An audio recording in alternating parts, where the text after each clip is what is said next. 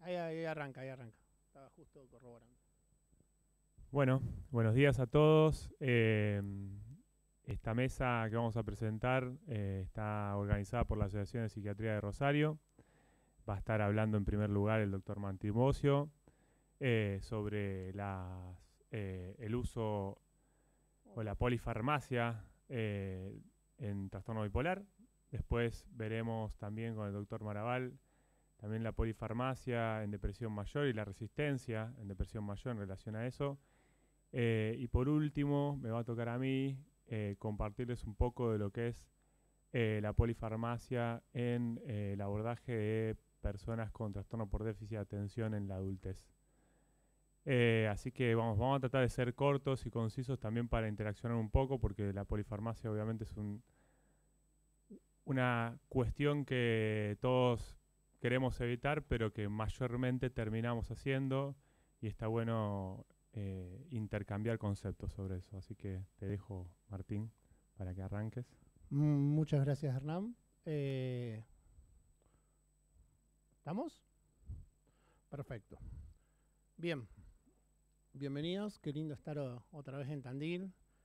El agradecimiento especial a Carlos, un gran amigo y que siempre nos hace participar acá y encontrarnos con tantos colegas, compañeros, amigos. Así que eso es lo mejor, y poder intercambiar conocimientos, y la cuestión también del intercambio social es más que bonita. Bueno, ¿cuál es la introducción? A lo largo de sus vidas, los pacientes con trastornos bipolares sufren episodios maníacos, hipomaníacos, mixtos, depresivos, episodios, pero en general son todos irregulares. Para prevenir recaídas y recurrencia, reducir los síntomas, los pacientes deben continuar con tratamientos a largo plazo, y en especial son farmacológicos. De conformidad con las pautas de tratamiento del trastorno bipolares recientes, varios antipsicóticos de segunda generación, estabilizadores del ánimo, se consideran tratamientos de primera línea en la fase de mantenimiento. Las distintas guías recomiendan fármacos de primera línea para cada etapa de tratamiento de trastorno bipolar. Bien. Y acá vamos a empezar, ¿no? Casi siempre cuando nos encontramos con un paciente con un trastorno bipolar, no en una primera consulta, sino tratado, que viene de otro colega o nuestro, digamos que la polifarmacia es, o varios fármacos seguramente este paciente tiene. Ahora, la cuestión es, ¿estamos haciendo bien las cosas? ¿Es necesario lo que está tomando? ¿Somos asertivos en ese tratamiento? Bueno, varias preguntas que vamos a tratar de responder. Me está tapando las fotitos allá arriba, no importa. La farmacoterapia del trastorno bipolar ha avanzado desde el establecimiento del litio en el 49 y es un área de permanente, evolución. Si bien los estabilizadores del ánimo constituyen la base del tratamiento, el uso de antipsicóticos de segunda generación atípicos ha crecido notablemente. Nosotros vemos hoy que casi todos los fármacos que van apareciendo, siempre una de las indicaciones es el trastorno bipolar. Todos estos fármacos tienen mayor o menor eficacia propia para el trastorno bipolar y un perfil de efectos adversos, y cuando se administra en forma conjunta, obviamente todos los fármacos van a producir interacciones. Pero ¿cuál es el objetivo central? La naturaleza recurrente de la enfermedad, la progresión, la morbilidad, la mortalidad, la disfunción asociada a cada nuevo episodio tornan a la prevención el objetivo central. O sea, el objetivo central de un paciente con trastorno bipolar, aparte, obviamente, de si el paciente llega en un episodio maníaco o en un episodio depresivo o mixto, hoy sabemos que los episodios mixtos, bueno, esto hablé mucho en Córdoba de los episodios mixtos. Qué lástima que no estuviste, Chepo, porque vos discutís siempre conmigo el tema de los episodios mixtos. Te estoy viendo acá. Una pena, una pena. Perfecto. ¿A qué hora? Creo que no estoy. Pero bueno, capaz que me quedo. No sé, sí me animo. ¿Cómo no me voy a animar? ¿Cómo no me voy a... Doctora. Sí. Iba a decir, quiero agradecer a la doctora López Mato por la diapositiva. Es muy bueno, sí. A ver. Bien. Sí, es así, es verdad. Lo iba a decir. Pero ¿qué es lo más interesante, ¿no? de esto, lo de la espagueti, es la cantidad y la variedad que tienen de presentación los pacientes con trastorno bipolar y en qué parte de un paciente podemos verlo. Por eso la prevención, el recorrido y todo lo que tenemos que ver en la historia del paciente nos va a ayudar muchísimo a ver qué fármaco y qué no fármaco, ¿no? Lo que apunta es la gran variabilidad que tienen de presentación estos pacientes. Bien, y obviamente el objetivo es la prevención del tratamiento. La terapia multimodal o polifarmacia racional apunta a un incremento de la eficacia y a una neutralidad de la toxicidad, mediante efectos terapéuticos aditivos por una parte y efectos adversos por debajo del umbral por la otra, logrando un tratamiento eficaz, seguro y notable. Bien, esto es lo ideal. ¿Llegamos a esto? Bueno, acá es donde a la niña le empieza a doler la cabeza porque muchas veces tenemos el efecto de la manta corta, ¿no? Lo que hace bien por un lado, hace mal por otro, ¿no? Le damos el aripiprazol, el paciente está bien, pero él produce acaticia. Le damos el litio, el paciente está bien, pero le produce temblores. Le damos el divalproato, el paciente está bien. Le damos el divalproato con lanzapina, pero el paciente tiene síndrome metabólico, el paciente aumenta de peso. Bien, y ahí empezamos a jugar. Disminuimos la dosis de aumentamos un poquito acá. Bueno, todo esto tiene que ver con la polifarmacia racional en el trastorno bipolar. Más que interesante, los estudios STIP-BD fueron uno de los más importantes. Este se hizo entre el 95 y el 2002 con pacientes con trastornos bipolares. Pero yo lo que le quiero traer es esto, ¿no? Fíjense, un 12% de los pacientes no recibía ninguna medicación, 21 recibían monoterapia, 28 recibían los 2 fármacos, 18 4 o más fármacos y 22% de los pacientes 3 fármacos. A ver, la conclusión, dentro del 40% que recibía 3 o más fármacos, se estableció el concepto de polifarmacia de riesgo. O sea, había un 40% de pacientes con diagnóstico de trastornos bipolar tratados que estaban en polifarmacia de riesgo. Se estableció el concepto de polifarmacia de riesgo, era... Eso de Atenix no se me impactó en la cuenta. Los oficiantes. Bien, el riesgo era menor si incluía estabilizadores y mayor, obviamente, si incluía los antidepresivos. No sabemos que si se incluyen antidepresivos, que lo vamos a tratar. Y acá empieza la cuestión, ¿no? Nadie está diciendo los antidepresivos no. Vemos los antidepresivos, cómo usarlos y si realmente son eficaces los antidepresivos. Creo que la mayor discusión es si son eficaces o no en la depresión bipolar. Algunos dicen que sí, otros dicen que no.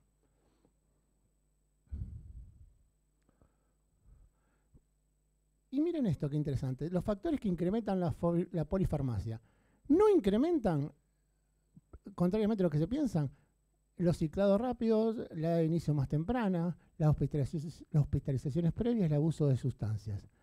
Las razones para combinar fármacos que pueden incrementar son la dificultad en la tolerabilidad de las dosis plenas en monoterapia. Claro, acá si hay una dificultad para tolerar, quizás disminuimos la dosis de ese fármaco y agregamos otros. Y obviamente, esto es más que importante, la naturaleza multidimensional del trastorno bipolar, porque pueden estar depresivos, impulsivos, irritables, insomnio, y quizás un solo fármaco no alcanza para cubrir todos esos síntomas. Entonces eso hace que quizás tengamos que recurrir a la polifarmacia.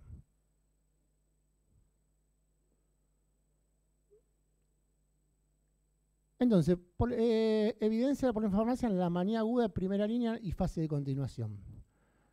Obviamente tenemos que saber en qué parte o en qué etapa del trastorno bipolar estamos, más allá del recorrido y saber si es un trastorno bipolar 1 o 2, en dónde estamos para saber medianamente qué combinamos y qué hacemos, ¿no? Y en la manía, obviamente, todos sabemos que se combina litio, divalproato, carbamazepina en segunda opción, con risperidona, olanzapina, quetiapina, senapina, cariprazin, paliperona. Todas estas combinaciones están avaladas, están aprobadas.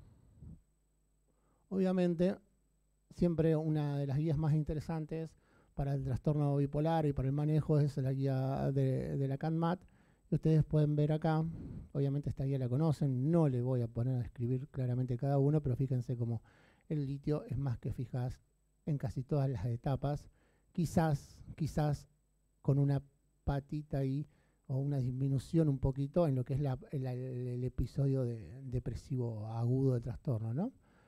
Donde quizás cariprazin, donde quizás lurasidona sean más efectivos. Pero en las otras etapas es muy bueno y ni hablar en la fase de prevención. Entonces es obvio que el litio va a ser una excelente molécula para estabilizar desde arriba o estabilizar desde abajo. Se cruzó en cámara, no hay problema, no hay problema. No somos tan lindos, suele pasar, suele pasar, doctora. Bien. Y bueno, acá tenemos los distintos fármacos y cómo vamos caminando de primera línea a segunda línea, pero fíjense que ya en primera línea ya nos están recomendando, por ejemplo, en manía, la combinación de quetiapina con divalproato, con litio, o sea, ya en las primeras líneas y en manía aguda ya se recomienda la combinación de fármacos en manías. Esperen, por favor. Ya me desorganicé. Bien. Siempre. Los fármacos que afectan los niveles de litio, esto es más que interesante, ¿no? Muchas veces no lo tenemos en cuenta, ¿no? Un paciente que le damos litio, pero fíjense esto, ¿qué puede aumentar los niveles de litio? Y a veces tenemos un paciente que empieza a temblar, empieza con síntomas de intoxicación, y fíjense esto no sé si es tan común, pero miren esto, la deshidratación, sobre todo en verano, pacientes a veces no toman la cantidad de líquido suficiente, ¿no? Adultos mayores, hay pacientes adultos mayores que usan litio y hay que tener cuidado, ¿no? ¿Y qué puede disminuir el nivel de litio? Fíjense esto. Teofilina, la cafeína, la manía y el embarazo. No es poco estos dos datos, ¿no? Entonces tengan en cuenta que pueden disminuir los niveles de litio. ¿Cómo vengo con el tiempo, doctor Klingham? 10, 24 segundos. Perfecto. Fase de continuación. Ella es aquella que excedería el curso natural del episodio, ¿no? Es de 2 a 6 meses. Entonces, nosotros sabemos que empezamos con un fármaco, pero bueno, tenemos que seguir. Si en esta fase se exacerban los síntomas, estamos ante una recaída. Y acá empiezan los problemas. Por su naturaleza clínica, no es infrecuente que el paciente oscile entre depresión sindrómica y subsindrómica, ¿no? Muchas veces, a veces en la fase de continuación, quizás el paciente salió de ese episodio maníaco, decimos, está bien, no está con un cuadro depresivo, lo que podemos decir una depresión mayor, pero tiene síntomas depresivos subsindrómicos. No son esos pacientes que a veces quedan oscilando, no están eufóricos, no están depresivos, pero tampoco están bien. Cuando uno ve, decíamos, el mood chart o la evolución de cómo es su estado de ánimo, se asemejan a veces a pacientes con trastornos border, ¿no? Estos que tienen depresiones, irritabilidad, y a veces se pueden confundir. Es más que importante, muchas veces nos conformamos con que el paciente no esté maníaco o con que el paciente no esté con un cuadro de depresión aguda. Pero eso no es todo, tenemos que apuntar, aunque a veces no es fácil, al que el paciente tenga la remisión completa de todo su cuadro. Porque fíjense, los síntomas depresivos subclínicos se asocian a un peor funcionamiento social. Esto lo obtuve del doctor Vieta y fíjense cómo va marcando un deterioro cognitivo. Por eso el paciente tiene que estar, diríamos, estabilizado en todos sus aspectos. No es conformarnos, muchas veces nos conformamos con que ya no esté tan disruptivo el paciente, ¿no? Volvemos al tema de la manía y cómo combinamos los fármacos en la manía. Con el uso del litio y divalproato, más olanzapina, risperidona, quetiapina, aripiprazol, son indicaciones, ya vimos antes de la FDA.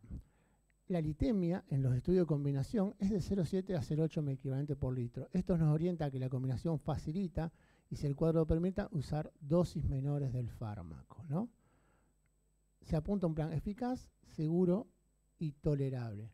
Muchas veces tenemos una litemia más baja combinando con un fármaco o un antipsicótico atípico para evitar algunos de los síntomas que puedan ser disruptivos del litio, como pueden ser los temblores. A veces los pacientes se quejan de sedación, de aumento de peso.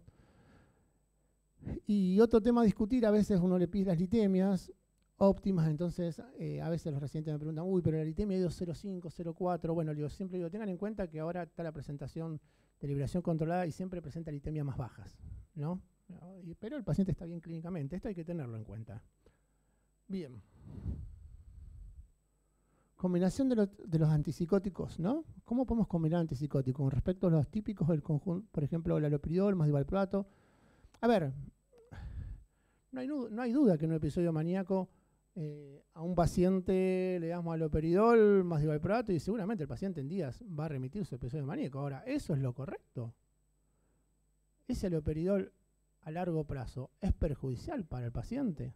O sea, quizás lo que sea bueno para disminuir ese episodio maníaco no va a ser bueno para una enfermedad crónica, recurrente. ¿Estamos?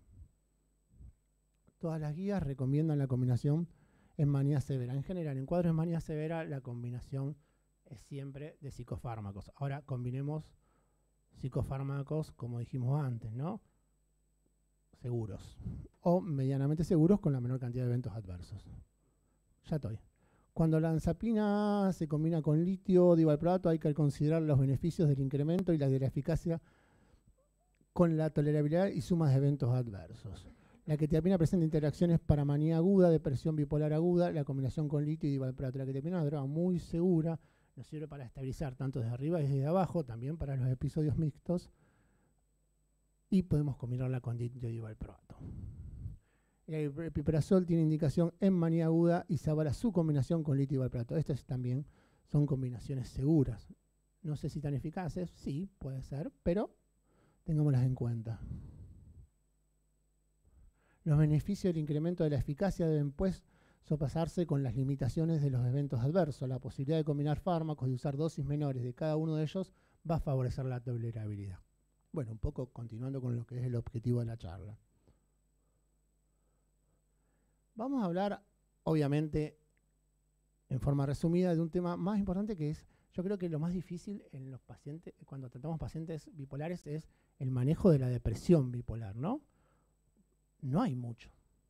No hay mucho. Y menos sacarlo del cuadro depresivo agudo, ¿no? Diríamos que es predominante en el curso de la enfermedad, persistencia de la clínica subsindrómica, lo que hablamos. Esto es un cuadro que muestra de dieta, muestra el curso clínico en la vida de los pacientes con trastorno bipolar. Y fíjense esto, mire, por ejemplo, en el trastorno bipolar 1, la cantidad de tiempo que está el paciente durante toda su vida maníaco o hipomaníaco es mucho menor de lo que está con depresiones menores o depresiones mayores. Y ni les digo un paciente con un trastorno bipolar 2. Muchas veces a sus consultorios, los pacientes que llegan son pacientes que están en esta etapa. Es por eso que los confundimos con pacientes con depresiones unipolares. O sea, no es que si, ¿cómo no se dio cuenta? Le dio un antidepresivo. No, es que miren la cantidad de tiempo que el paciente con un trastorno bipolar en su vida está con un episodio depresivo sindrómico, subsindrómico. Y les digo más, y si quizás estos pacientes son mixtos y tienen cuadros, son subsindrómicos y tienen algunos síntomas del otro polo, por ejemplo de hipomanía, tienen uno o dos síntomas que no llegan a ser rasgos mixtos. Vio que el DSM-5 hizo un chiquero con lo que es la clasificación de rasgos mixtos. Tranquilamente lo podemos confundir con un paciente con un trastorno de la personalidad. Que siempre, bueno, esto a veces lo hemos debatido con el doctor Domínguez, ¿no? El paciente es con trastorno de la personalidad y trastorno bipolar. Bueno, pero yo siempre le digo a Domínguez, y bueno, quizás en esta etapa donde el paciente tiene una mixtura de síntomas que ninguno llega a ser claros de bipolaridad, podemos confundirlo con un paciente con un trastorno border. Siempre para pensar, ¿no? Porque dice, no, pero el paciente con un trastorno border tiene alteraciones de las relaciones interpersonales. Y yo replico lo que dijo Akíscar y me encantó. Las alteraciones constantes de su ánimo no son lo que le producen las alteraciones de las relaciones interpersonales. Va, para pensarlo, ¿no? Persistencia clínica subsindrómica, pocas opciones de tratamiento, morbilidad depresiva es más crónica y conlleva mayor sensibilidad de los efectos adversos del fármaco. Obviamente hay mayor sensibilidad de muchos fármacos acá. Voy a poner un poquito. La combinación lanzapina, esta ya es una combinación que no está más.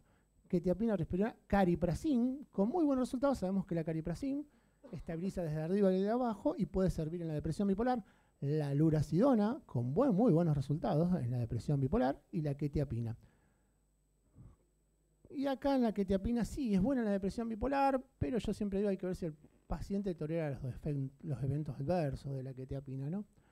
La lamotrigina es un fármaco atractivo en cuanto a su perfil de eventos adversos, pero bueno, en un paciente con una depresión bipolar aguda, hasta que grabamos esa lamotrigina, se nos puede despistar el auto, digo, ¿no? Son 4 o 5 semanas donde el paciente sigue con una depresión aguda severa. Entonces, bueno, no llegamos con la lamotrigina.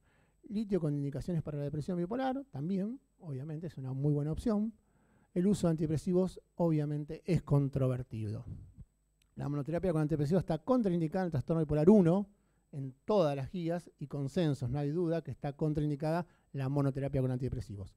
El agregado de bupropión, paroxetina a un estabilizador del ánimo en los STPD no mostró mejoría, pero tampoco incrementó el riesgo. O sea, ustedes habrán escuchado seguramente, no uses el antidepresivo en monoterapia, pero si querés podés combinarlo con un estabilizador, no más de 3 semanas es lo que recomiendan, y quizás el paciente haga una mejoría.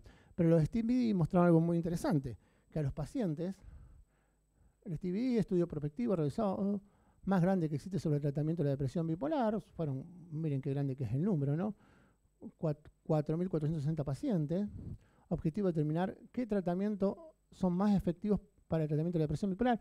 Y fíjense que cuando se le agregó bupropión o paroxetina al estabilizador en la depresión bipolar versus placebo, no mostró diferencia. O sea, ¿para qué le vamos a agregar un antidepresivo a un paciente con una depresión bipolar si quizás puede incrementar el riesgo de switchaje, pero lo más importante aún es que no muestra una diferencia versus placebo? Y es un estudio bastante importante esto. Entonces es para pensarlo. 20, ya terminó. Comparó la optimización del estabilizador del humor más paroxetina con estabilizador del humor. Y miren esto, el 23,3% de los que recibieron estabilizador más antidepresivo tuvieron recuperación duradera. El 27,3% de los que recibieron estabilizador más placebo también se recuperaron. Esto dice lo de STPD, no lo digo yo. Entonces, ¿para qué le vamos a agregar ese antidepresivo? Ir a bupropión y paroxetina, una dosis bastante copada. Y no mostraron diferencia. Es para pensar. Entonces, al no observarse una diferencia significativa, tampoco se justifica. Esto es más de lo que vengo hablando. Entonces, primera línea y segunda línea recomendados por la CANMAT para la depresión bipolar, lo que venimos hablando, ¿no? Fíjense, la cariprazin, la combinación de lurasidona más divalproato litio. Sabemos que la combinación del litio y la motrigina es bastante importante. Bueno, me voy a apurar un poquito. Bien, la pregunta. Más allá de estos episodios que hablamos, ¿cómo continuamos? Siempre no perder de vista el objetivo. El objetivo del tratamiento farmacológico de trastorno bipolar es la prevención de los episodios futuros, obviamente. Los fármacos deben mostrar eficacia tanto en la prevención de recaídas y recurrencia, tanto maníacas y hipomaníacas como depresivas. Dentro de los fármacos aprobados por la FDA, en el mantenimiento y la indicación de combinación de litio, la motrigina, senapina, aripiprazol de depósito, una vez que quetiapina, bueno, todo esto no sirve, ya lo vimos. Pero en ningún caso se recomienda esperar más de 3 semanas si no hay respuesta. No más de 3 semanas si no hay respuesta tanto a los antipsicóticos de segunda generación como a los estabilizadores. Y si no hay respuesta, y ni más de 8 semanas si la respuesta es parcial. Esto es importante. Más que interesante, salimos un poquito de las guías canadienses, dice el Colegio Real de Psiquiatría de Australia y Nueva Zelanda, dice, aunque se prefieran las monoterapias, sobre las polifarmacias, ¿no? Si esta no tiene un éxito, los agentes pueden combinarse. Los pacientes que han seguido durante mucho tiempo con un estabilizador de estado de ánimo y experimentan la irrupción de un episodio de manía, se puede incorporar aripiprazol, quetiapina, asenapina y risperidona. O sea, ellos dicen que quizás, si estaban bien, vuelven a tener una recurrencia de su episodio anímico, se puede agregar un antipsicótico atípico con buenos resultados.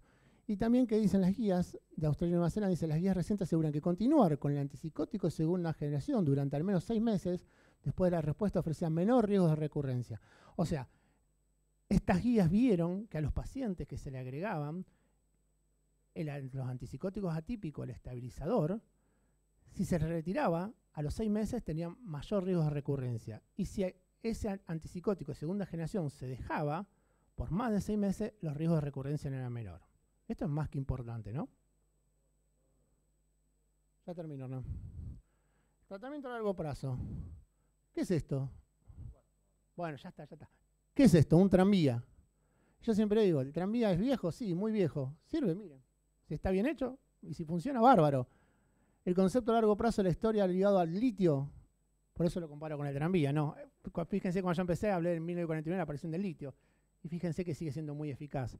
Tenemos que usarlo porque con muy buenos resultados. Entonces no olvidemos el litio, por más que no den una gran batería de psicofármacos, el litio sigue siendo muy eficaz. Los antipsicóticos de primera generación podrían aliviar la manía exacerbando la depresión. El litio aparece como un agente bimodal, obviamente para estabilizar desde arriba a abajo y con acción en la enfermedad en su totalidad. Bien, primero vamos para el tratamiento de mantenimiento, ya lo hablamos. Me apuro porque me echan.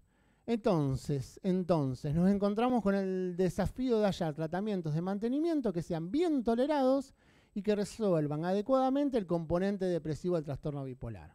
O sea, la mayor complejidad la vamos a tener en el componente depresivo, ¿no? Y acá está el malabarista. La combinación, bueno, esto bien rápido, litio y valproato considera seguro, eficaz particularmente, siempre combinar litio y valproato, sobre todo en el episodio de manía o en el episodio mixto, es segura. El abuso de sustancias se rápido y la combinación se mostró bastante eficaz. Este es un estudio Landis, fue el primero diseñado para probar la eficacia y sabemos que en depresión bipolar la lamotrigina y el litio se pueden combinar y también es una muy buena combinación para la depresión bipolar. Ya termino, el estudio Balance. Este es lo que mostraba, decía, diseñado para replicar lo que ocurre en la clínica de los pacientes bipolares tipo 1 que requieren polifarmacia. Ya terminó Hernán, estudio de los 24 meses, los pacientes recibieron combinación de litio y valproato, redujeron. Obviamente mostraba la eficacia de estos dos psicofármacos. Esto lo vi una vez y me encantó. No miren con esa cara, no estoy defendiendo a nadie, no me maten. Dice, los datos de eficacia, tolerabilidad y seguridad de los fármacos cobran particular relevancia en el tratamiento a largo plazo. ¿Pero por qué puse esta foto? A ver. ¿Quién se imagina por qué? ¿Por qué? Porque cuando empezamos a tratar un paciente bipolar, sabemos que el fármaco que vamos a utilizar no va a ser para ese momento, sino que va a ser a largo plazo, porque tenemos que ver toda la historia. Ese fármaco tiene que sacarlo de su episodio maníaco, pero que si sabemos que ese paciente es un bipolar 2, seguramente va a ser un trastorno depresivo, o si es mixto, vamos a tener que usar algunos de los antipsicóticos atípicos que nos sirven para los dos polos, o sea, va a ser a largo plazo. Entonces, Néstor, con un ojo miraba acá y con el otro ojo miraba a lo lejos. Entonces, cuando estén empezando a tratar a un paciente con trastorno bipolar, miren lo que están medicando, pero miren a largo plazo porque eso lo van a dejar un tiempo bastante largo. No sé si entienden. Pero bueno, me pareció bonito y cuando lo vi lo repliqué.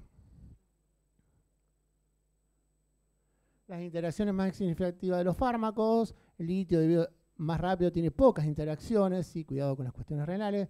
Forma conjunta con divalproato puede aumentar la sedación, el temblor, el aumento de peso. Esto lo vimos hablando. La lamotrigina estabiliza desde arriba y desde abajo y permite usar dosis menores del litio como de otros fármacos. Ya vamos terminando y acá terminamos porque si no me van a matar. Me extendí 10 minutos, les pido perdón a mis compañeros. Después, si quieren, cuando terminamos, hacemos alguna preguntita. Muchas gracias por la atención.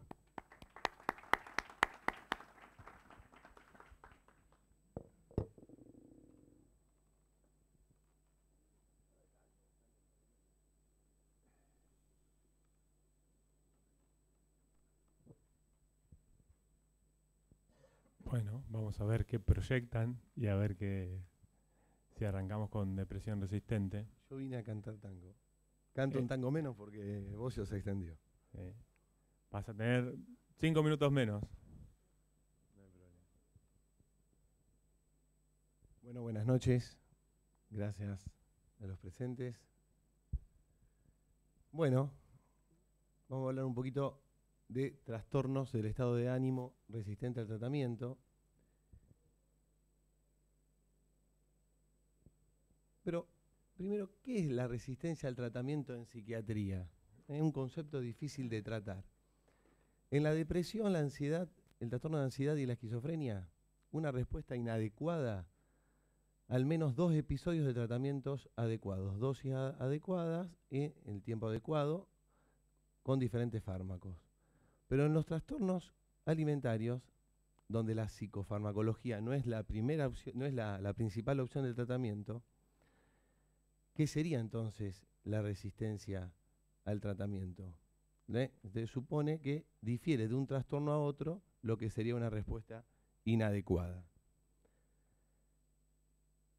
La respuesta definida como una mejoría porcentual en la puntuación global en una escala de calificación puede entorpecer un poco, ¿no es cierto?, lo que vemos día a día en el consultorio. Porque se puede ver una respuesta en un paciente deprimido a pesar de tener síntomas cognitivos residuales elevados o anedonia residual. O un paciente con trastorno de ansiedad que también ha mermado su sintomatología, aumentando su comportamiento evitativo. O un paciente con esquizofrenia a pesar de los altos niveles de síntomas cognitivos o negativos. Por lo tanto, va a haber una disminución en lo que son la puntuación de las escalas, pero sin embargo van a haber esta sintomatología. Entonces, con cada paso del tratamiento se observa una ganancia en la tasa de respuesta, pero ojo que también de abandono y de recaídas más altas. No está claro la razón por la cual entonces la mayoría de las definiciones de resistencia al tratamiento requieren 2 episodios previos de tratamiento, digamos, sin éxito. En la esquizofrenia, al definir la resistencia al tratamiento, no solo se considera la farmacoterapia, mientras que en los trastornos de ansiedad, la farmacoterapia como la psicoterapia. Bueno, yendo puntualmente a lo que es la resistencia al tratamiento en depresión, es el episodio que nos remite después de 2 ensayos con antidepresivos en dosis adecuada, durante un tiempo apropiado. Pero ¿qué es lo que hay que tener en cuenta? Las estrategias de medicación adjunta, las diferencias entre los pacientes, las respuestas parciales o nulas, que los estudios evalúan sintomatologías residuales con una mejoría del 50%, pero digamos no está llegando al porcentaje de remisión. Entonces, es importante esto, porque un paciente que puede llegar a tener una muy buena respuesta, validada por escalas, por puntuación de escalas, pero que tiene síntomas residuales, es lo mismo quien ha mejorado, el paciente depresivo que ha mejorado sintomatología ansiosa, fatiga o trastornos del sueño, a aquel que haya mejorado sentimientos de culpa, pensamiento suicida o el lentecimiento psicomotor. Claramente no es lo mismo. Entonces, la ausencia total de síntomas depresivos es poco común y al menos el 50% de los pacientes remitidos continúa experimentando al menos 2 o más síntomas. Estos síntomas residuales generalmente son subsindrómicos, generalmente involucran síntomas neurovegetativos, en los cuales puede haber alteraciones del sueño o apetito. Son importantes porque aumentan la probabilidad de recaída o recurrencia. Entonces, estemos atentos a estas cosas. Es importante distinguir los subgrupos de respuesta porque probablemente reflejen diferentes tipos de resistencia al tratamiento. Entonces, tenemos un reto diagnóstico. Acá lo voy a diferenciar, digamos, con la depresión bipolar, pero en verdad el reto diagnóstico lo tenemos en general a la hora de evaluar un diagnóstico y limitaciones en lo que respecta a las respuestas. En lo que respecta al diagnóstico diferencial entre depresión mayor y bipolar, el 70% de los pacientes con trastorno bipolar, desde la primera consulta, puede llegar a esperar, digamos, 8 años hasta obtener el diagnóstico o el tratamiento con un estabilizador del estado de ánimo. Acá hay muchísimos estudios que justamente demuestran esto. ¿Cuál es el láser? Ahí está. que hay muchísimos estudios desde el inicio del tratamiento hasta el diagnóstico o hasta el tratamiento con un estabilizador de ánimo, en promedio puede llegar a pasar 8 años. Entonces, ¿por qué pasa esto? Acá hay algunas causas de error diagnóstico. Yo no sé si es correcto utilizar el término error. ¿Por qué? Bueno, hay una falta de a veces de conciencia de lo que respecta a la presencia de síntomas maníacos en comparación a los depresivos, falta en la información de parte de los pacientes, de los familiares, de los allegados, la focalización en la clínica justamente en la relevancia de la sintomatología eufórica en comparación a la disfórica o irritable, el sesgo que tenemos de la tendencia a utilizar antidepresivos de segunda generación, venimos con el término sesgo, se ríe Hernán, y lo difícil de establecer de manera retrospectiva la presencia de hipomanía o manía si los episodios fueron leves o moderados que no requirieron una internación. Entonces, a tener en cuenta, no buscar solamente episodios de hipertirmia placentera o euforia, busquemos irritabilidad, cambios en el patrón de energía, cambios en el patrón del sueño, la sociabilidad, el deseo de actividad sexual y cambios en el patrón de toma de decisiones. Pero ¿qué pasa frente a un paciente donde tenemos dificultad en el diagnóstico, si es una depresión unipolar, bipolar, en la resistencia al tratamiento en lo que respecta a la depresión? Bueno, hagamos bien una buena historia clínica, evaluando bien comorbilidades del paciente, pidiendo un buen laboratorio completo, tener en cuenta las interacciones medicamentosas. ¿Y por qué digo esto? Porque hay una gran relación entre la disfunción tiroidea y los trastornos de ánimo.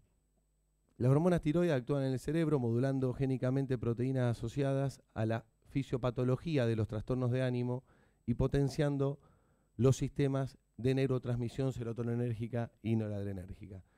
Entonces, una patología tiroidea, obviamente, impacta negativamente en lo que va a ser la respuesta a un tratamiento antidepresivo.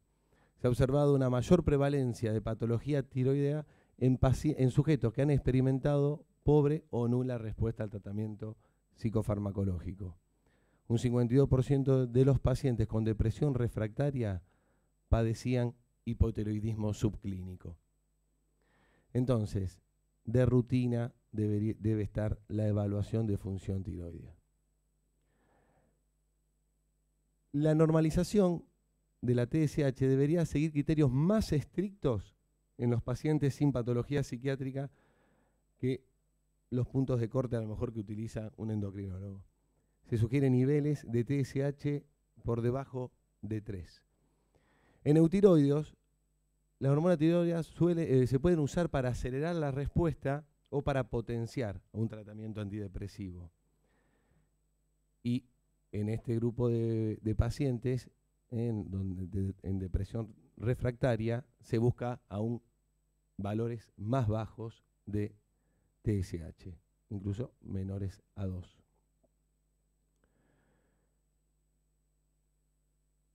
Tener en cuenta otro aspecto de la clínica que es la resistencia a la insulina. Un estudio holandés midieron 3 indicadores de resistencia a la insulina: niveles de glucosa en sangre en ayunas, perímetro de la cintura y relación triglicéridos HDL.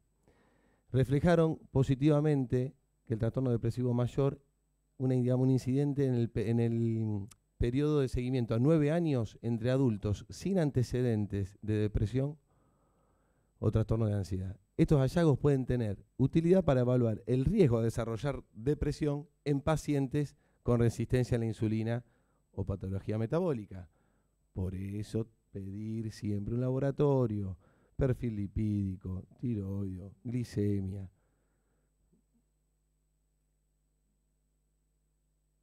Bueno, indicaciones para el manejo farmacológico de la guía CANMAT, una buena historia clínica, incluyendo comorbilidad, medicación concomitante, tratamientos farmacológicos y no farmacológicos a la hora de implementar una un tratamiento que estén basados en evidencia. Evaluar tratamientos previos, dosis, duración de los mismos, si hubo respuesta, si hubo efectos secundarios. Y, bueno, acá dice cuando sea clínicamente indicado, el perfil lipídico, función hepática, electrocardiograma, perfil tiroideo, hay que pedirlo. Esto es algo, bueno, de la guía CAMAT, recomendaciones de primera línea, ya todos lo sabemos, los antidepresivos que tenemos disponibles.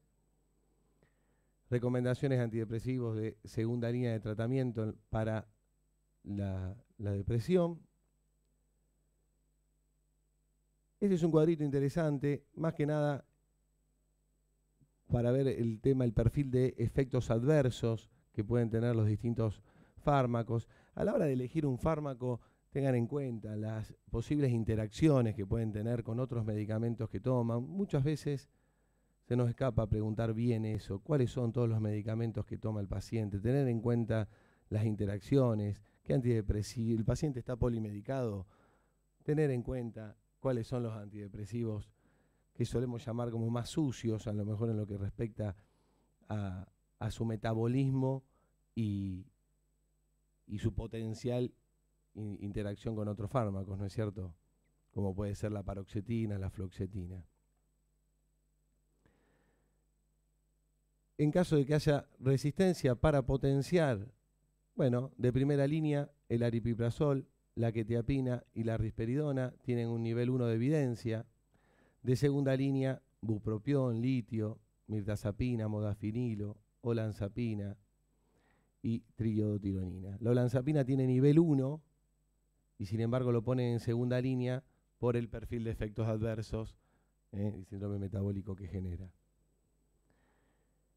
Bueno, a la hora de considerar adjuntar una medicación o cambiarlo, bueno, para pensar en cambiar a otro antidepresivo, tener en cuenta en el primer intento con un antidepresivo, si hay efectos adversos, si lo ha tolerado bien, si realmente hay una respuesta muy, muy baja, o hay más tiempo para esperar, digamos, la respuesta. A la hora de adjuntar una medicación, si ha habido 2 o más intentos de cambios de antidepresivo, de tratamiento con antidepresivo inicial es bien tolerado, entonces ahí potenciamos. Si hay una respuesta parcial mayor al 25%, hay síntomas residuales específicos o adversos al antidepresivo inicial que pueden ser abordados con el agente adjunto. Hay menos tiempo para esperar la respuesta o la preferencia del paciente de agregar otra medicación. Entonces, ahora de pensar en lo que es la resistencia al tratamiento, deriva de un modelo de enfermedad agudo con un objetivo en la recuperación, digamos, plena sintomatológica del paciente. Yo creo que, y coincido, que no todos los pacientes con trastornos psiquiátricos pueden alcanzar ese objetivo sin síntomas. Por eso creo que podría referirse el uso de la expresión, digamos, sería mejor, en lugar de decir resistentes, trastornos psiquiátricos difíciles de tratar. Lo cual coincido con Martín en lo que dijo previamente, de que hay que tratar, obviamente, de buscar siempre la remisión total, pero saber que no es fácil. Y en verdad lo que deberíamos buscar es que el paciente pueda recuperar el control de su vida, establecer una vida personalmente significativa, con o sin síntomas residuales, y ese creo que debe ser el objetivo a perseguir. Bueno, muchas gracias.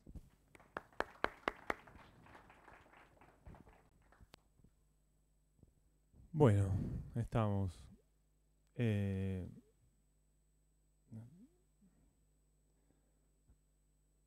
me voy a parar un poquito porque si no me pongo inquieto, digamos, y vamos a hablar de trastorno por déficit de atención con hiperactividad. ¿Cuánto nos queda de tiempo al aire? Más o menos, porque algunos de mis compañeros consumieron algunos minutos, entonces yo para apurarme no. ¿15 estamos? No sé si fuiste tan rápido. Todos me dicen, sí, vamos a hablar poco, y después me dejan a mí último con 5 minutitos para hablar de algo que no es fácil a veces comunicarles.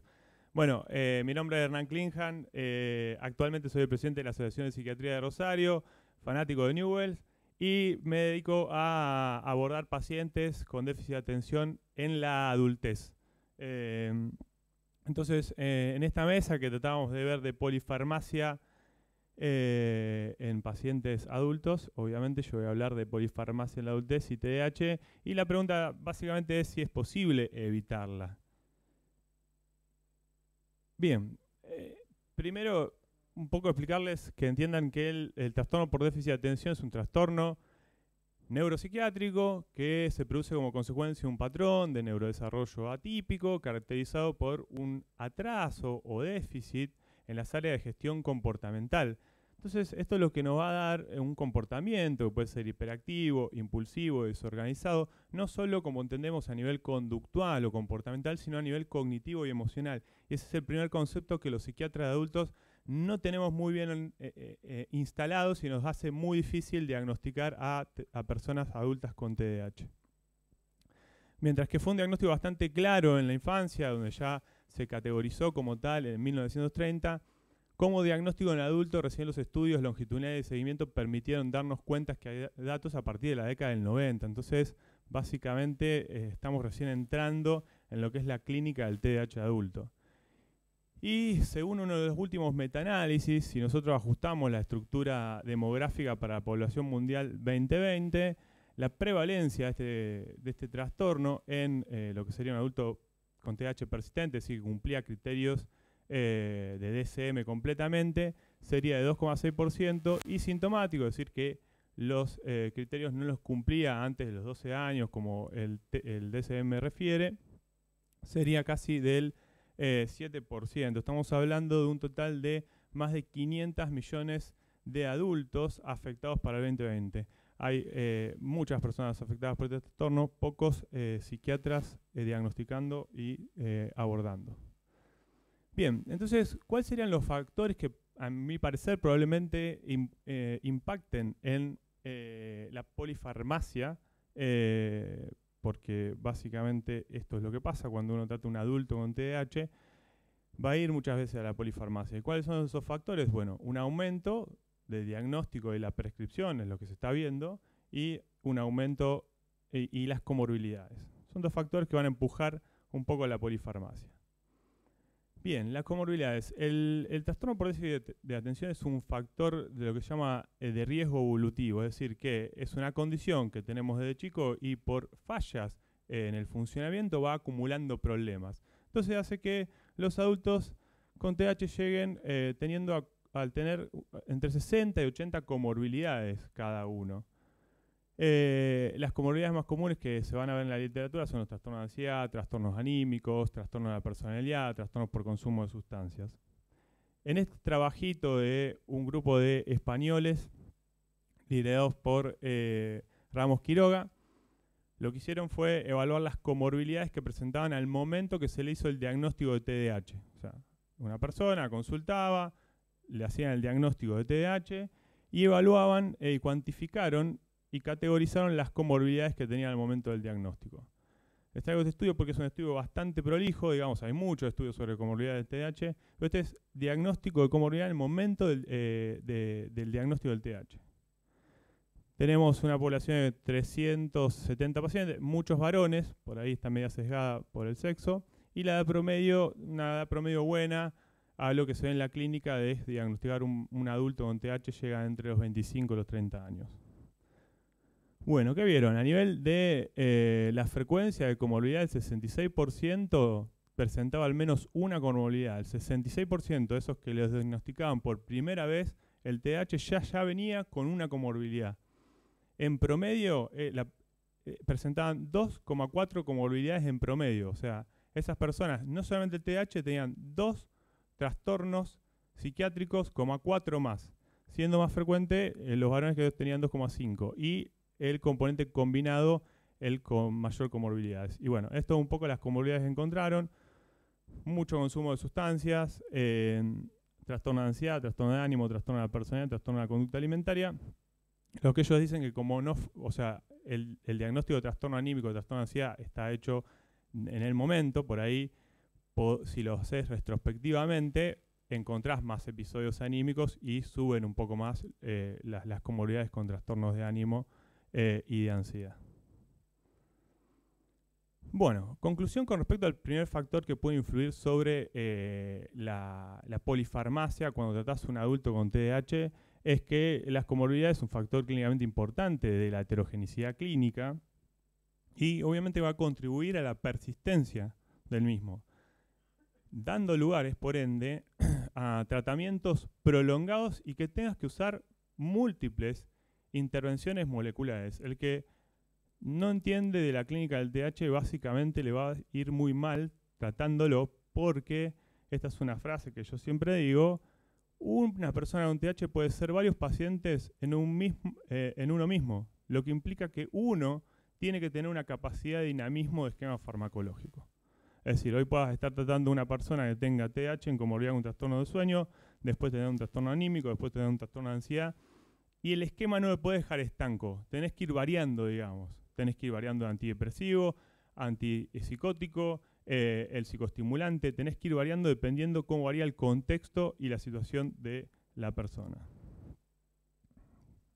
Bien, el otro punto, que es la tendencia que estamos viendo en la prescripción. Ustedes saben, o por lo menos no sé si se habrán dado cuenta, probablemente les llegan a través de los pacientes, es que hay una tendencia al diagnóstico o al autodiagnóstico y a la prescripción.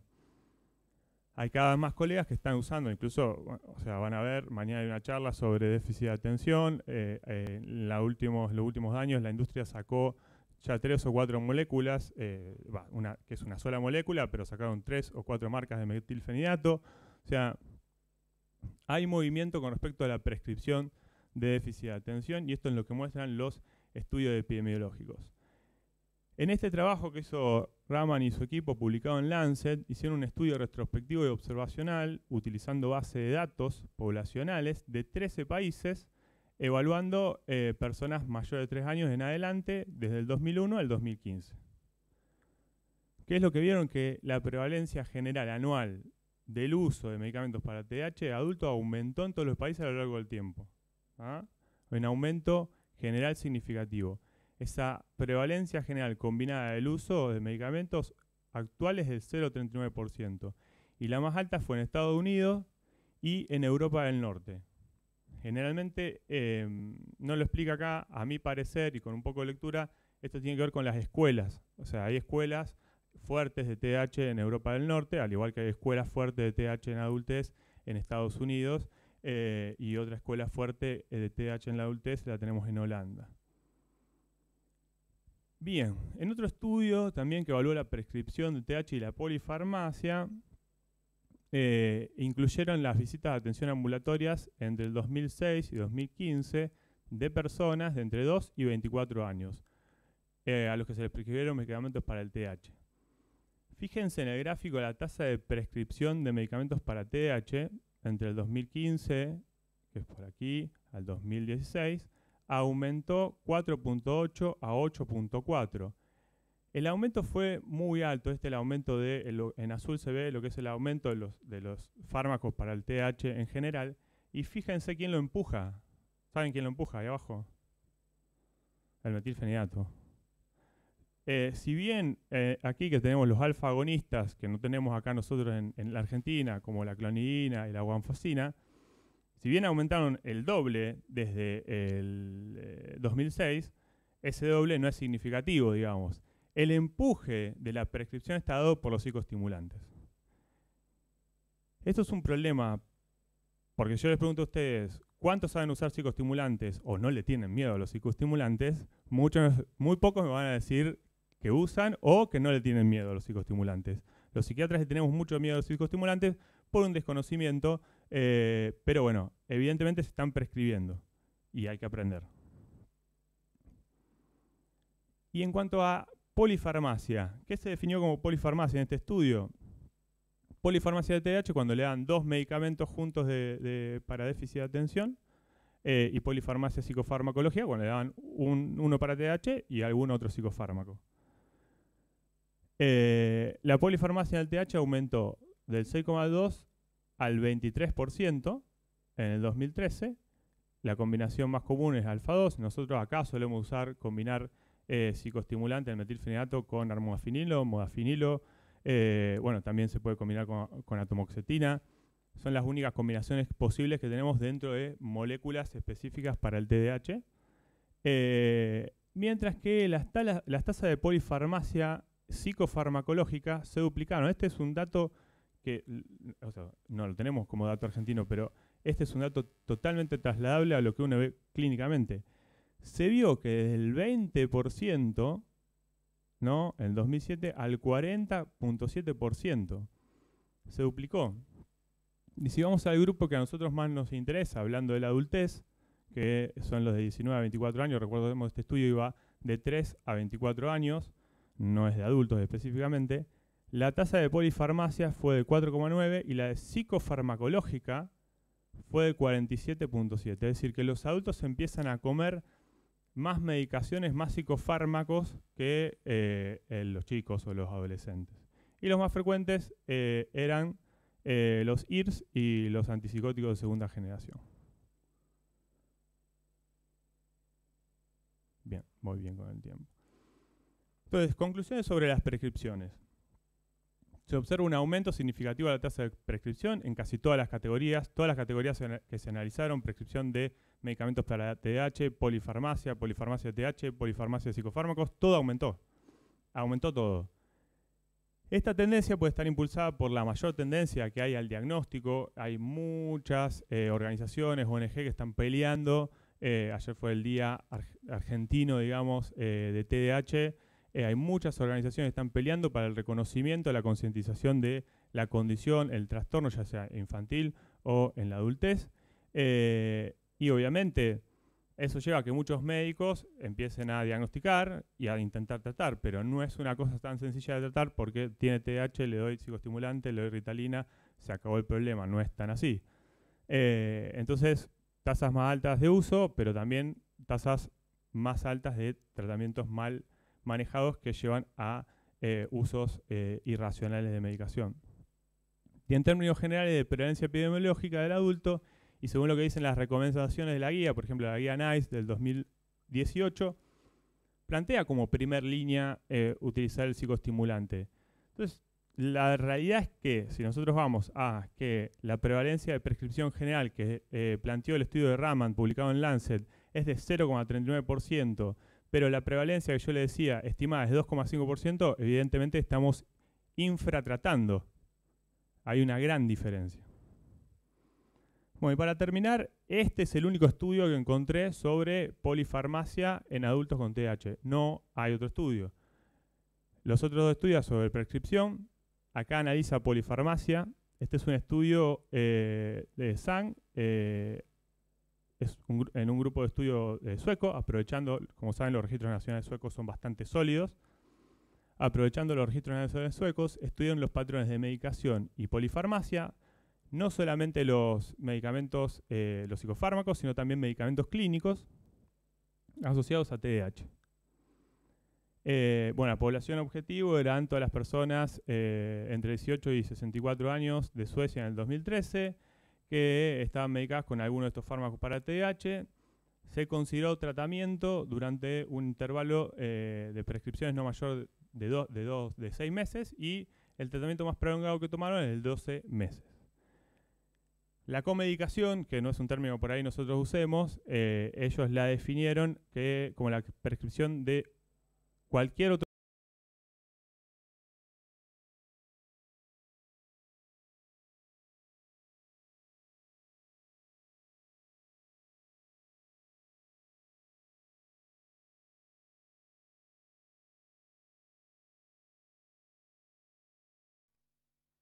¿Listo? Bueno, los tratamientos, la comedicación era si aplicaban 2 medicamentos dentro de ese periodo de 6 meses. ¿Pasa? ¿No pasa?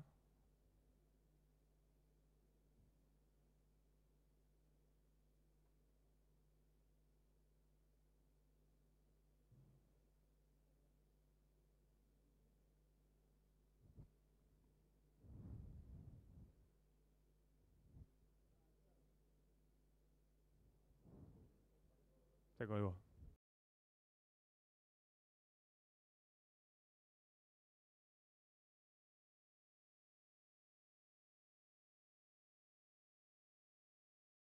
Voy a mostrar las dos diapositivas que quedan, digamos, básicamente tiene que ver un poco con, comparado con los controles, las personas con déficit de atención tuvieron mayor prescripción de cualquier tipo de fármacos, tanto de los clínicos como de los farmacológicos. Y el grupo que mayor riesgo tuvo, o riesgo de probabilidad de recibir un fármaco, fueron los adultos jóvenes. ¿Tá? En este punto, ahí va. Bueno, esto lo paso porque describí un poco, esto es lo que decía, la probabilidad de comedicación con un psicofármaco en adulto con TDAH es sustancialmente mayor que con los controles. Con mayor relación de probabilidad, sobre todo es lo de mediana edad. ¿Ah? En general, los sujetos medicados para el TDAH son más propensos a cualquier tipo de psicofármacos y de fármacos tanto clínicos, que es un problema que ya estamos empezando a ver lo que hacemos clínica de TDAH. ¿Ah? Generalmente también lo que se evalúa acá, que no lo puse, fármacos para la gastritis, fármacos metabólicos, para eje metabólico, respiratorios, tienen mucho consumo de esos fármacos.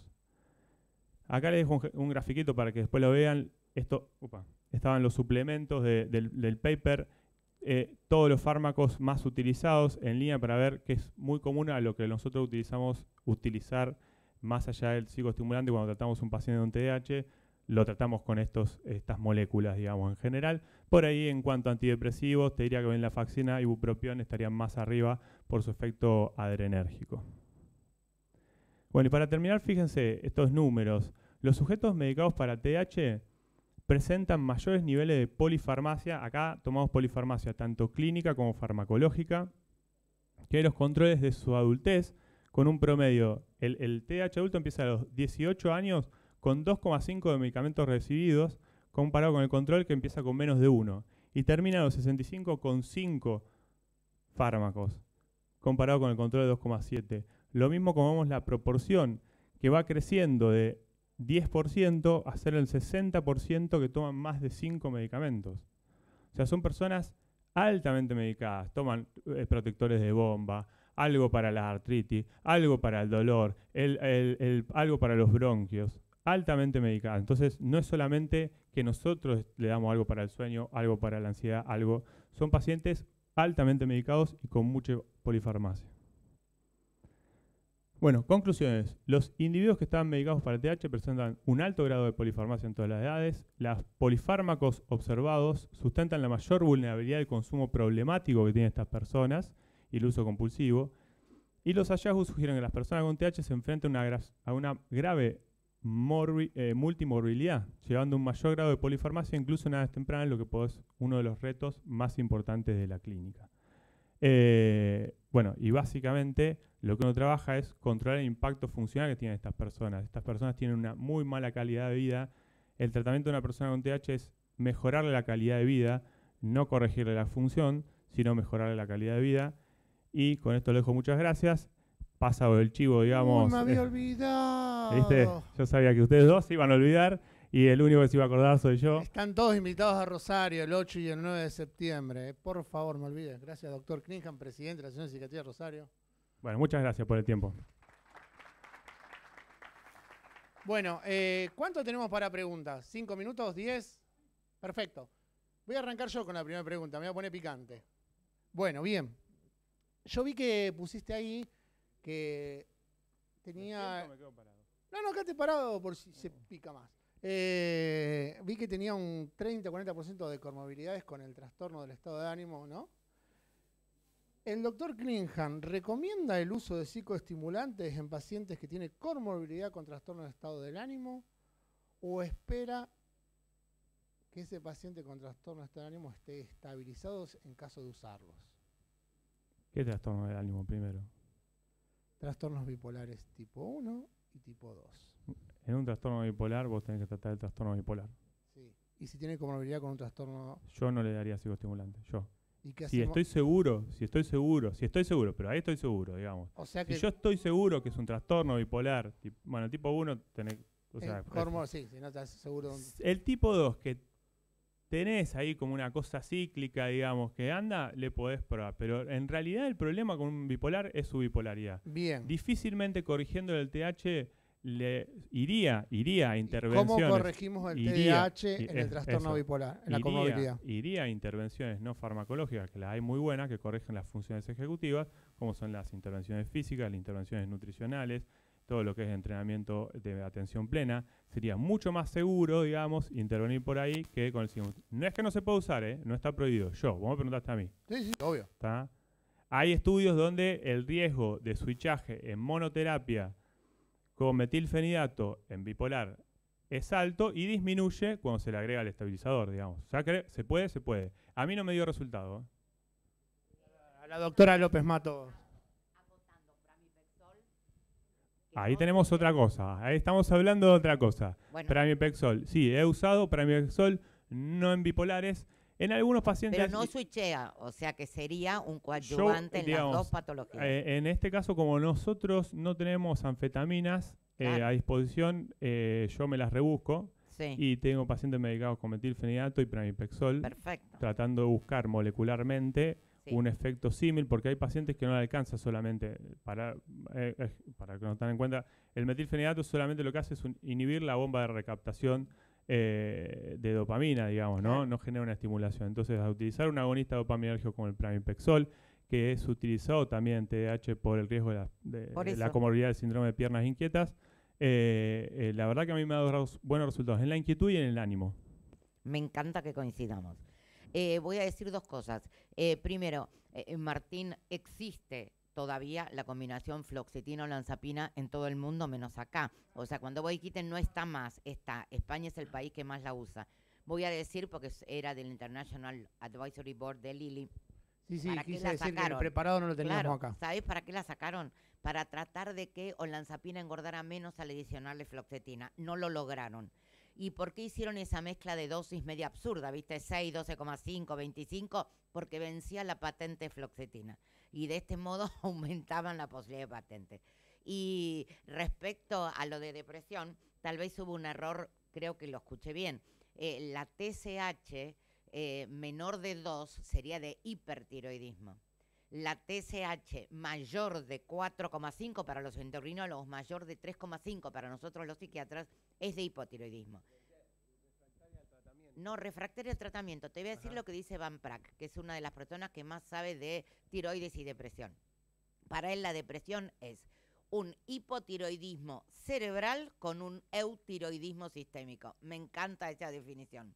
Y lo otro que quiero dejar claro, porque siempre me meto en todo, es que es un error que siempre hemos dicho, ponele hipotiroidismo, depresión, hipertiroidismo, manía. No, hipertiroidismo, depresión ansiosa, no manía. El hipotiroidismo no se siente Dios, no es megalómano, ¿no? O sea que es depresión inhibida versus depresión ansiosa.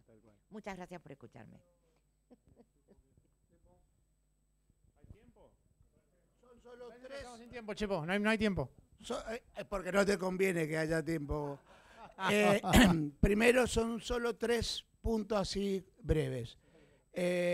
Ya está lanzado en Estados Unidos la anfetamina sulfato de liberación rápida y la combinación de anfetaminas de sales de liberación prolongada que tienen aparentemente mucho más eficacia que el metilfenidato, así que a lo mejor en un tiempo lo vamos a tener. Sí, Chepo, tiene más eficacia. El problema de la tolerabilidad. No, pero con la combinación de sales, que es el último que han lanzado, que es de liberación prolongada y que son 4 sales diferentes de anfetamina, no.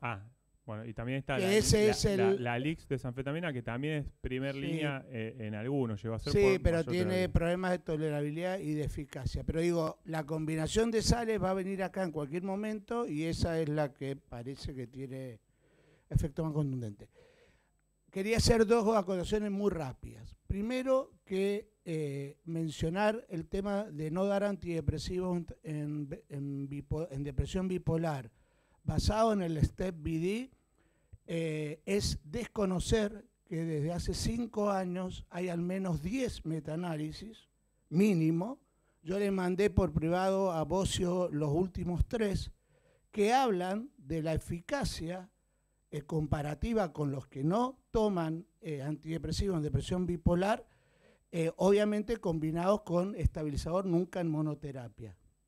Y el último es del año pasado, que habla de la eficacia significativa de un solo antidepresivo, la fluoxetina, en relación al resto de las combinaciones. Eso para un poco plantear el tema, porque muchos plantean el Step BD, está bien, el Step BD fue amplio, fue importante, pero fue del 2007 y hace 5 años que vienen habiendo metaanálisis que son de alguna manera hasta, no digo iguales, pero bastante similares a un estudio amplio, digamos, a un trial comunitario como el Step BD. Y eso es importante porque si no, se pueden ir algunos con la idea en la depresión bipolar o en trastorno bipolar no puede darse antidepresivo, cuando en realidad, como les vuelvo a plantear, entren a PubMed, busquen y van a ver que en los últimos años hay muchos metaanálisis en relación al uso de antidepresivos en trastorno bipolar combinado con estabilizadores. De hecho, Fagiolini y Kurosawa, los invito a que lean los metaanálisis de ellos, 2018-2019, derriban otra, de alguna manera, otro mito, que es que todos los antidepresivos son iguales, y no. Hicieron un metaanálisis, comparativo de 19 antidepresivos y mostraron que habían diferencias significativas entre las diferentes moléculas. Y lo último, y ya no abuso más del tiempo, es la única estrategia cuando tiembla alguien con litio no es reducir el litio. Tenés el propanolol, tenés otras estrategias para disminuir el temblor que no sea necesariamente reducir. Y, perdón, era 4, con esta ya me voy, ya me voy, que es la polifarmacia racional. Ustedes, me parece a mí, no la definieron en relación a los verdaderos tips que tiene la polifarmacia racional, que es, ¿qué doy? ¿Lo doy para síntomas o lo doy para tratamiento de cursos evolutivos? Tratar en psiquiatría por síntomas de alguna manera desnuda la ansiedad e inseguridad del psiquiatra que quiere que el paciente se calme rápido, pero no va a evolucionar bien. Entonces por ahí, y esto también hay muchos estudios y muchas notas editoriales que plantean la necesidad de los psiquiatras de empezar a diagnosticar y tratar cursos evolutivos y no síntomas.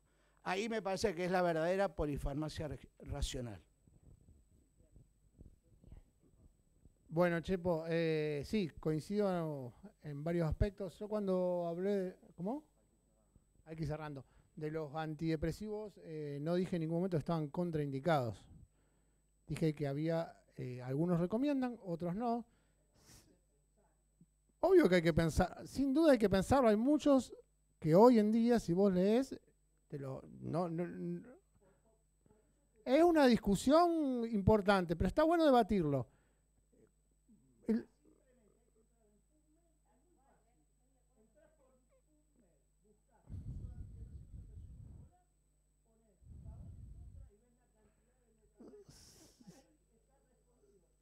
Seguramente. Está bien, pero creo que para seguir debatiendo y siempre con un estabilizador. Eso ni hablar. Yo creo que hay que seguir debatiendo lo de la eficacia. No digo que no. No usarlo. En ningún momento dije que no había que usarlo. Dije que había que tener...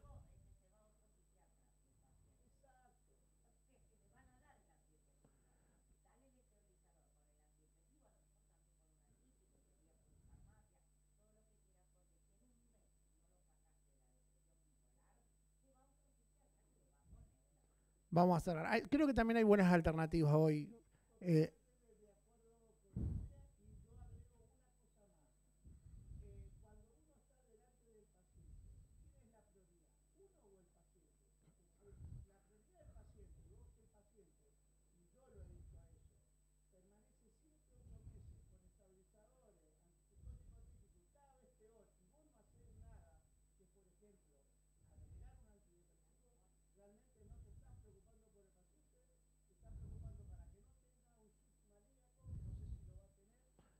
Tampoco está demostrado que tanto aumentan el índice de switchaje. Eso también está discutido.